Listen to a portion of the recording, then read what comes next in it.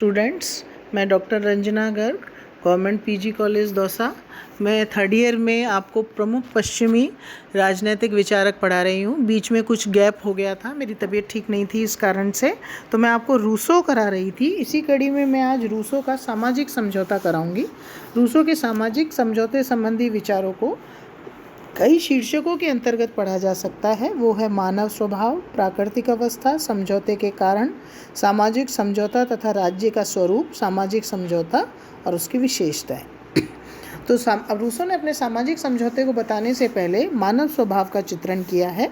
उस चित्रण में उसने बताया है कि मनुष्य जो है एक ऐसा तनावग्रस्त व्यक्ति के रूप में है जिसका तनाव रहित अतीत एक तनाव मुक्त भविष्य का निर्माण करने की प्रेरणा देता है। इस तनावग्रस्त व्यक्ति के दो प्रवृत्तियां हैं, स्वार्थ और परमार्थ, जो आपसी कशमकश में रहती हैं। इस तनाव में से चेतना का जन्म होता है। रूसो के अनुसार चेतना एक नेत्रहीन इच्छा है जो शुभ कर्म करना तो चाहती है, परंतु यह नहीं चाहती कि शुभ कर्म क्या है। इसलिए मनुष्य की आत्मसिद्धि के लिए रूसो विवेक का सहारा लेता है।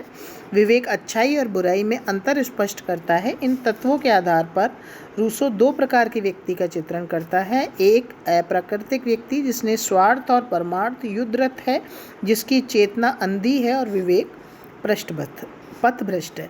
ऐसा व्यक्ति लगातार भटकता रहता है। और दूसरा उसने बताया इसके विपरीत प्राकृतिक मनुष्य का है, जिसमें यह है या तो तनाव पैदा हो ही ना हो, या जिससे शक्तिशाली व्यक्ति विवेक और अडिग चेतना के द्वारा आत्मरहित और परमार्थ में सामंजस्य बिठा लिया हो।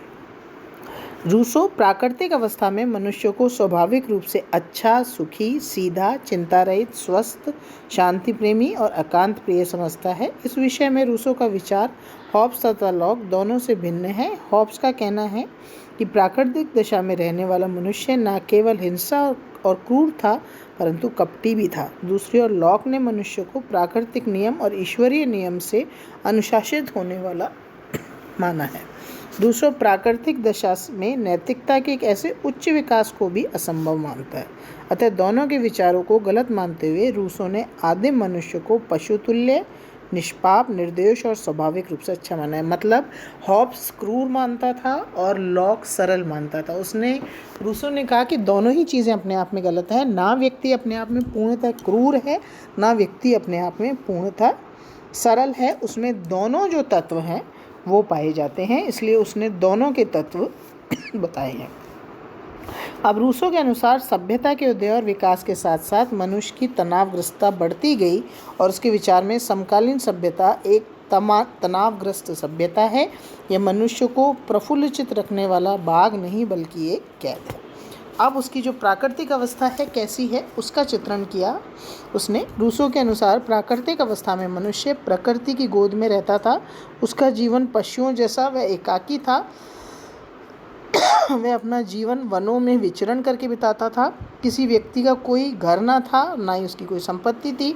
मनुष्य अपनी प्रकृति की सादगी और परमार्थ की भावना के साथ उसमें सादगी से रहता था। इस अवस्था में सब समान थे, सबके अपने जीवन के स्वामी थे। कोई कलह, द्वेष, मारपीट नहीं था। कोई सभ्यता नहीं थी तथा सभ्यता की आवश्यकता भी नहीं थी। मनुष्य एकांत में सुखी, बेपरवाह जिंदगी जी रहा था और उसके पास कोई ज़्यादा भाषा भी नहीं थी।